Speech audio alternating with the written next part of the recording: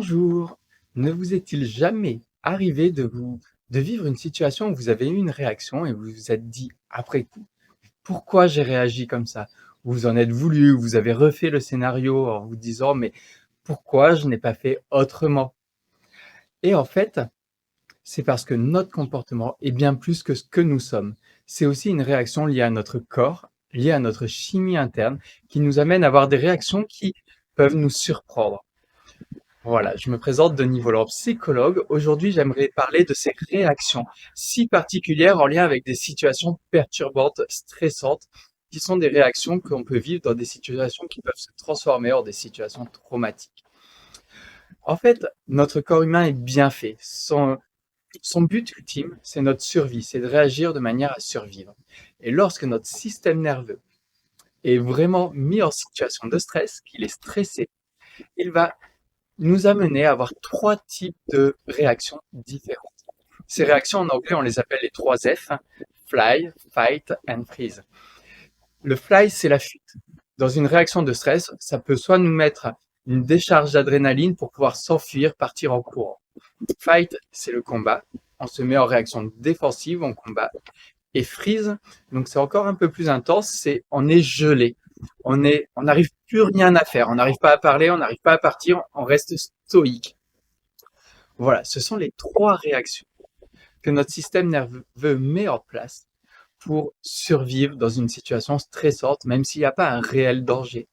Aujourd'hui, quand il y a le stress, on peut réagir de la même façon. Ces réactions sont le même dans le monde animal, pardon. Ce sont exactement les mêmes. Si on prend l'exemple d'une antilope qui se fait pourchasser par un lion, elle va avoir l'énergie nécessaire pour s'enfuir. Donc ça va être une réaction face au stress et elle s'enfuit. Par contre, si le lion arrive, la lionne plutôt, arrive à l'attraper, on observe souvent que là, elle va être dans le freeze. Elle va être gelée. Elle va se mettre par terre comme si elle était morte.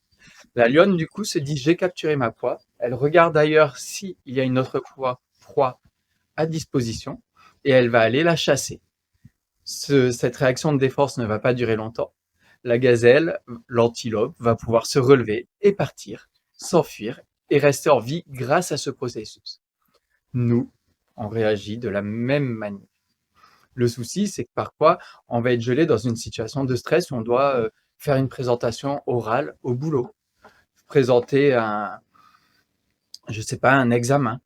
Et pourtant, on n'est pas en danger. Mais le stress du danger est le même que dans ces situations. Donc, pour notre cerveau, il y a un danger. Il n'est pas réel, mais pour le cerveau, il est réel. Et donc, on peut devenir complètement figé. On peut s'enfuir, louper des examens. Euh, toutes ces réactions qui se mettent en place. Et on peut même aussi, dans le combat, cette énergie, retrouver les personnes qui se mettent à crier dans des situations de stress. C'est cette décharge d'énergie, c'est un mélange entre le combat et le côté gelé qui se passe. Voilà, c'est quelque chose qui est plus fort que nous, mais qui est là pour une bonne raison. Donc, refaire le scénario, dire j'aurais dû réagir autrement, ben finalement, c'est un peu compliqué parce que ce sont vraiment des bons mécanismes mis en place pour nous sauver. Par contre, parfois, ils sont pas appropriés. Donc, on peut travailler notre manière d'anticiper les événements quand il s'agit d'examen. S'il s'agit d'un accident, on ne peut pas l'anticiper.